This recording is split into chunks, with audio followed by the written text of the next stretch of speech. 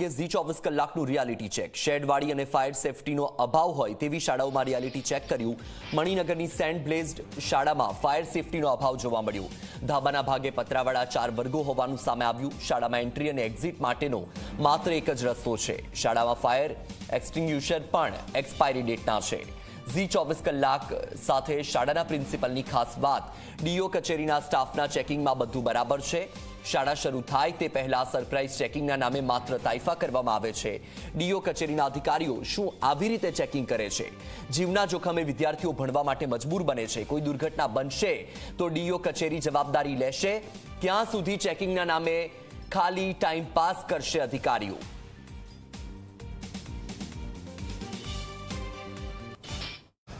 Madam, એક તો fire NOC છે મારી પાસે 2026 સુધીનું। બીજું, મારી પાસે દરેક ફ્લોર ઉપર ફાયર એનઓસીના જે સાધનો છે વર્કિંગ છે।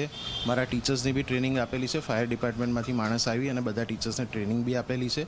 તો એક વર્કિંગ છે। હમણાં બી અમે ચેક કર્યું તો પાઇપ બી ચાલુ છે, બધું જ ચાલુ છે। પાઇપને બધું હમણાં લાસ્ટ વીક જ ચેક કર્યું, બિકોઝ મારે સ્કૂલ બધું સાફ ને બધું થાય એટલે નેક્સ્ટ યર ચાલુ થાય પહેલાં મારે બધું જોઈ લેવું પડે। તો એ હજુ લાસ્ટ વીક જ ચેક કરેલું છે। લાસ્ટ યર જ્યારે સ્કૂલ ચાલુ હતી, છેલ્લું પત્યું સેશન, એ વખતે એમને જોયું હતું, એ વખતે એમને બી ચેક કરેલું છે કે ફાયરને બધું ચાલુ છે, ક્લાસીસ બધું એમને જોયેલું છે। હા, એમની રીતે એમને ટ્રસ્ટી સાથે સૂચના આપેલી હોય। એએમસીવાળા જનરલી અમારી જોડે બહુ એટલું બધું ડીલ ના કરતા હોય, પણ એમને આપેલી છે ને એમને બધા કાગળિયા બી જોયેલા છે, સ્ટેબિલિટીના બધા, અને જમા બી કરાવેલા છે। અમદાવાદ સહિત ઘણા બધા જિલ્લાઓ સાક્ષી બની ચૂક્યા છે એવી દુઃખદ ઘટનાઓમાં કે જેમાં આગ લાગી હોય અને નિર્દોષોએ પોતાની જીવ ગુમાવવાનો વારો આવ્યો હોય, પરંતુ પ્રશાસન ક્યાંક ટેવાઈ ગયું છે કે જ્યારે પૂર આવે ત્યારે જ પાળ બાંધવી। આ જ પ્રકારની ઘટના અત્યારે પણ જોવા મળી રહી છે કે જ્યારે રાજકોટમાં જે અગ્નિકાંડ થયો, નિર્દોષ લોકો હોમાઈ ગયા, ગુજરાત હાઈકોર્ટે જ્યારે સંજ્ઞાન લીધું ત્યારે ફરીથી દોડધામ ચાલુ થઈ। પરંતુ પ્રશ્ન એ વાતનો છે કે હંમેશા દોડધામ ઘટના બાદ જ કેમ થતી હોય છે? એના એક દ્રશ્યો હાલ આ મણિનગરની જે સ્કૂલ છે, ખાનગી સ્કૂલ છે, એના આ દ્રશ્યો છે। મણિનગરમાં આવેલી જે સેન્ટ બ્લેઝ ઇંગ્લિશ સ્કૂલ છે એના દ્રશ્યો હાલ આપ જુઓ। પહેલો માળ અને બીજો માળ એ કોમર્શિયલ છે અને એની ઉપર જે 3 માળ છે એ શાળા વાપરે છે।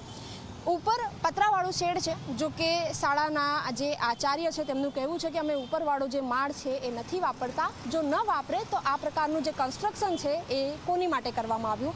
બીજી તરફ હાલ સ્થિતિ એ પણ જોવા મળી રહી છે કે અમદાવાદ શહેરના જે ડીઈઓ છે એવો જ્યારે શાળા ચાલુ થવા જઈ રહી છે ત્યારે કેમ અચાનક સુપરવિઝન માટે નીકળી રહ્યા છે?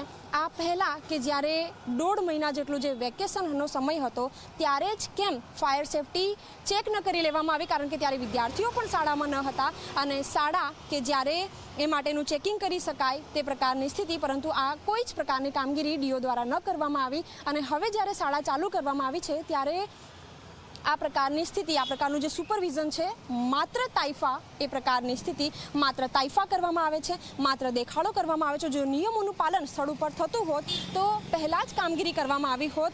અગાઉ જ ચેકિંગ કે જે રૂટીન ચેકિંગ ડીઓએ કરવી જોઈએ એ સરપ્રાઇઝ ચેકિંગ હવે જ્યારે શાળા જ ચાલુ થવા જઈ રહી છે ત્યારે કરવામાં આવી રહ્યા છે। આ સાથે જ એક દ્રશ્યો શાળામાં એ પણ આ સામે આવ્યા છે કે જેમાં ફાયર એક્સટિંગ્યુશર જે એક્સપાયરી ડેટના છે, આ સામે જે આચાર્ય છે તેમનું કહેવું છે કે 2 મહિના પહેલાં જ જે ડીઓ કચેરીનો જે સ્ટાફ છે એ અહીં આવ્યો હતો અને બધું જ બરાબર છે તે પ્રકારનું રટણ કરવામાં આવ્યું। જો બધું જ બરાબર છે તો આ બિલ્ડિંગનું સ્ટ્રક્ચર આ પ્રકારે કઈ રીતે હોઈ શકે કે જ્યારે જે 2 માળ છે, નીચે કોમર્શિયલ છે અને ઉપર જે સ્કૂલ છે એની આ પ્રકારની સ્થિતિ કે જ્યાં શાળા ફાયર એક્સટિંગ્યુશર છે એક્સપાયરી ડેટના છે, સાથે જ ઉપરનો જે માળ છે એ પતરાવાળો છે। જો કે આચાર્યનું કહેવું છે કે આ ઉપરનો જે માળ છે તેનો ઉપયોગ નથી કરવામાં આવતો, જો ન કરવામાં આવે તો શેડવાળા રૂમ બનાવવાની શું જરૂરિયાત શાળાને પડી, એ પણ એક સવાલ છે। પરંતુ આ સામે ડીઓની જે કામગીરી છે એ સામે સવાલો થાય છે, કારણ કે શાળા હવે જ્યારે શરૂ થવા જઈ રહી છે ત્યારે નિયમોનું પાલન કરાવવામાં આવી રહ્યું છે।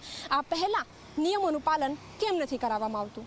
કેમેરામેન ઉમેશ પરમાર સાથે સપના શર્મા, ઝી 24 કલાક, અમદાવાદ।